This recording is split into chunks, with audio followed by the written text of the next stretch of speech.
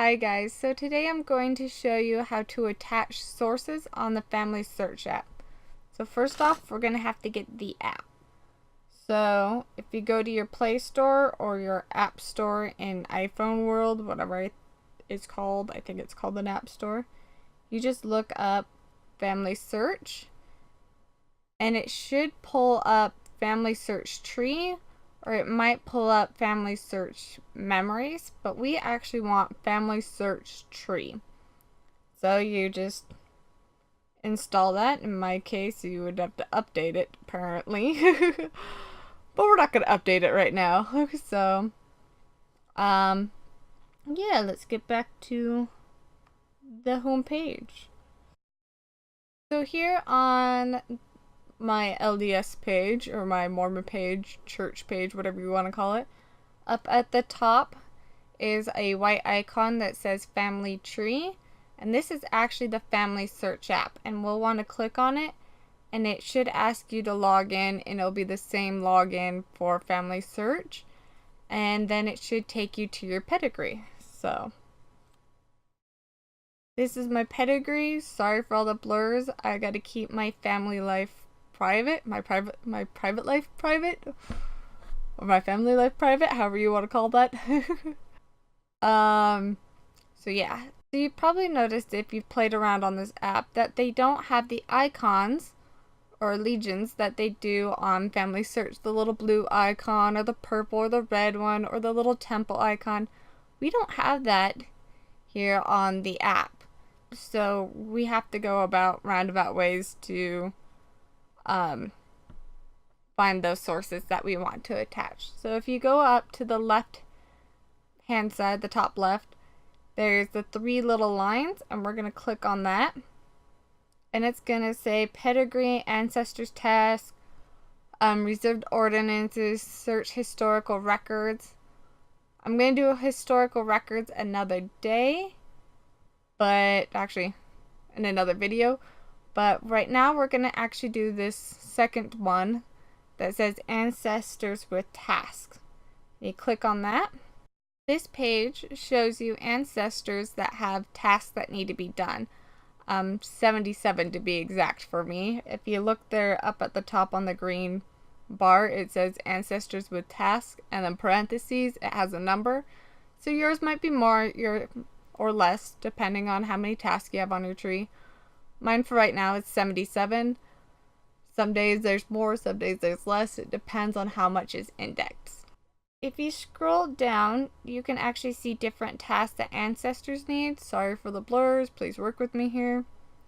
So most of mine actually have just sources that need to be attached, but this Luther Clark actually has a yellow temple icon, meaning that there's not enough information for me to reserve his temple ordinances. But if you just keep scrolling, you actually might find some red icons or purple icons or things like that. I will put in the description below a video on what all the symbols mean.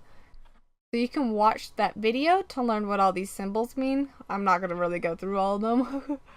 So I'm going to do this Gary Eddy here. And if we actually click on his picture, his name, it will pull up his personal page.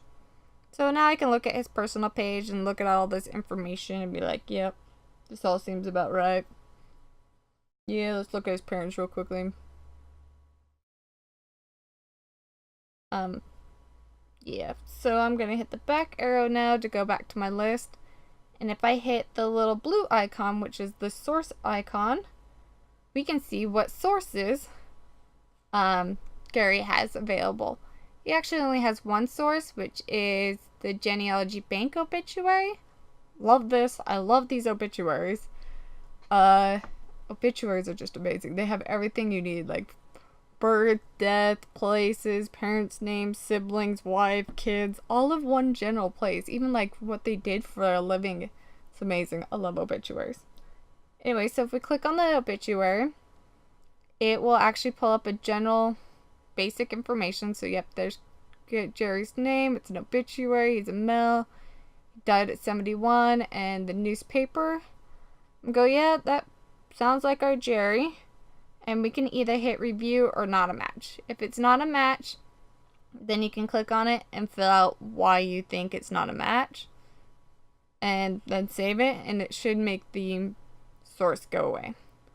But I'm gonna hit the back arrow because I actually do believe this is my Jerry. So I'm actually gonna click review, and it's gonna pull up the same thing that it does on Familysearch.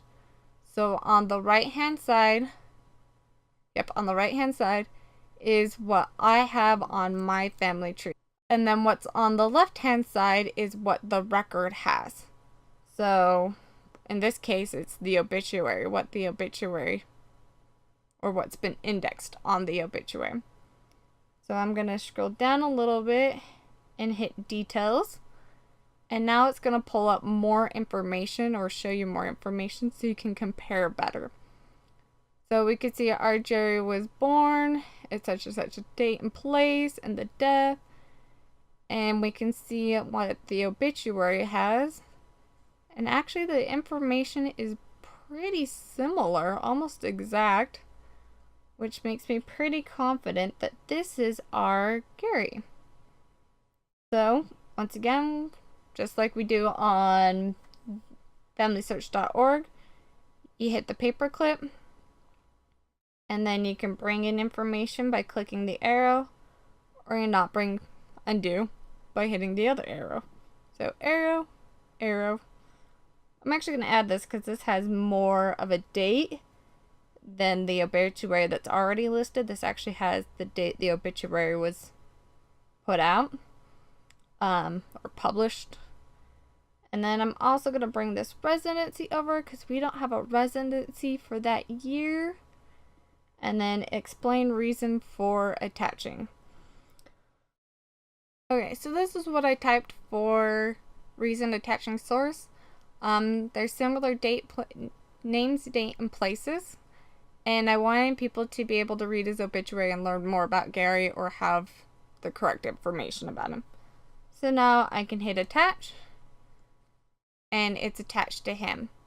If you also notice real quickly, there was, before I attached, right next to attach, there was not a match. That's where you can also go through and say this is not a match if you don't think this is the correct person to your ancestor. Once you have connected the source to your ancestor, you could just hit this X at the top, and if there's more sources for that ancestor, it'll bring you back to that ancestor. But since Gary only had one, it is now bringing me back to all of the ancestors that have tasks that need to be done. So yeah. So I hope this was helpful for you guys, and you guys now know how to attach sources on the Familysearch app. It's actually really quite easy and simple, and since we bring our smartphones everywhere, it makes it even easier because, like, while I'm in sacrament, I just do this all during sacrament when there's nobody to sit by me.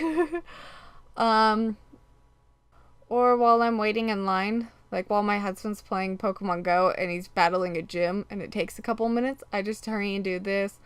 Or while we're waiting in line, I know there's some people in my ward who do it while they're waiting to pick up their kids from school and they're just sitting in the car waiting for school to get out.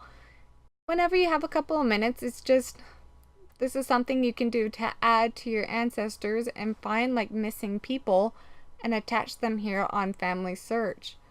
And then you can save their ordnance work. It only takes a couple of minutes, and we always have our smartphones with us. So I hope this was helpful. If you guys have any questions, I recommend you watch my video on how to attach sources. I will leave that in the description below. And if you also have any more questions after watching that video, you can please comment. If you also have any suggestions on what I filmed, please leave in the comment section. And I hope you all have a beautiful week. Bye.